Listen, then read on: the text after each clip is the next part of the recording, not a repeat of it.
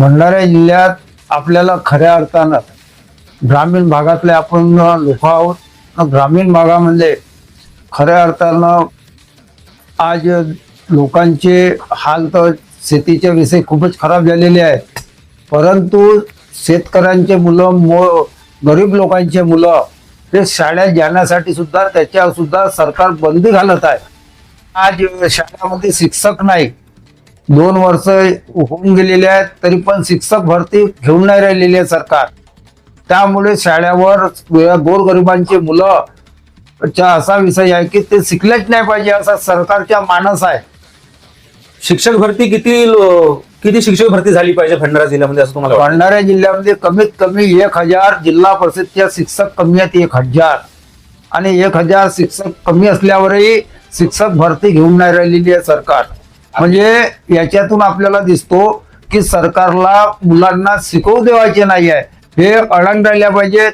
यांनी जनावरांचंच काम केलं पाहिजे, मजुरीचं काम केलं पाहिजे, बेरोजगारी वाढल्या पाहिजे असा दृष्टिकोन या सरकारचा आहे. सभापती असताना आपण प्रस्ताव पाठवला का? आम्ही प्रस्ताव सुद्धा पाठविलं, मोर्चा सुद्धा काढलं, आमरण उपोषण सुद्धा केलं. वारंवार आम्ही प्रस्ताव पाठवलाय पण सरकारला कुठला जाग येत नाही. आज निवडणुकीमध्ये कमीत कमी 100 करोड रुपये 50 करोड रुपये सरकारने खर्च केला. ज्या पद्धतीनं मोठे नेते आपल्या भंडारा जिल्ह्यामध्ये येऊन सणारी धाव धपकाव करतात आणि हाच वापर कधी खऱ्या अर्थानं गोरगरिबांच्या मुलांसाठी कधी केलं तर शाळा सुंदर झाल्याशिवाय राहत नाही. एवढा पैसा आज या चुनावामध्ये सरकारने उधळलेला आहे. प्रत्येक जिल्हा परिषद शाळामध्ये ज्या ज्या ठिकाणात होते त्या ठिकाणामध्ये मी व्हिजिट देत असतो. सर आता जसं आपला जिल्हा परिषद शाळा असेल, जिल्हा परिषदच्या शाळा 700च्या वरती जिल्हा परिषदच्या शाळा आहेत. त्या जीर्ण किती आहेत सध्या? बऱ्याच शाळा जीर्ण झालेल्या आहेत. आपल्या जिल्ह्याचे ऐतिहासिक शाळा मंडूर शाळा आहे. त्या मंडूर शाळेकडे सरकारच्या लक्ष नाही आहे. जिल्ह्यातल्या ठिकाणची शाळा आहे त्या ठिकाणात पोरं बसू शकत नाही, हायस्कूलचे मुलं बसू शकत नाही अशी परिस्थिती आपला जवळच असलेल्या जिल्ह्याच्या ठिकाणची शाळा ऐतिहासिक शाळा आहे. या शाळेत सुद्धा मुलं बसू शकत नाही अशी दयनीय अवस्था त्या बिल्डिंगची झालेली आहे.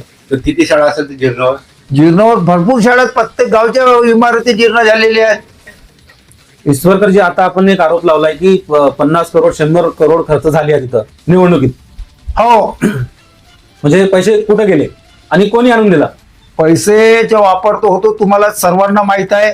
ज्या पद्धतीनं पैशाचा दुरुपयोग हे सरकार आणि सरकारची यंत्रणा करून राहिलेली आहे आणि यंत्रणेच्या माध्यमातून हा चुनाव खऱ्या अर्थाने जिंकलेला आहे.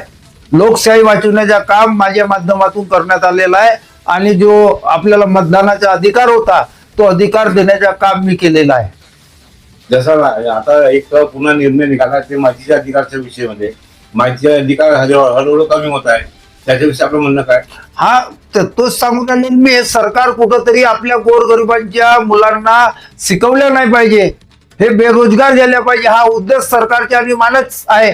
या पद्धतीनं मोठे मोठे नेते खूप भाषणं देतात परंतु आपल्या जिल्ह्यावर जे गाजवतात पुरा ताकदीनं आपला वापर करतात.